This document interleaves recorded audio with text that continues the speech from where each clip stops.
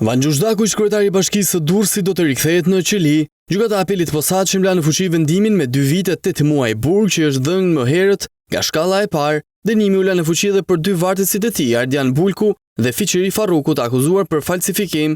SPAK e gjeti fajtor Dakun për miratimin e lejes në një pallati në Durrës në kundërshtim me ligjin. Sipas gjetjeve të SPAK, zbardhja e lejes u dha 2 vite pasi pallati kishte përfunduar dhe në atë pallat kishin filluar të banonin. Shkelja e dytë e kryer nga Daku sipas SPAK ka të bëjë me një procedurë prokurimi për shërbim konsulence, sigurim e një projekti të quajtur Projektim në zbatim për promedamen, bregdetar dhe plazhin publik nga Bryli deri në Currila.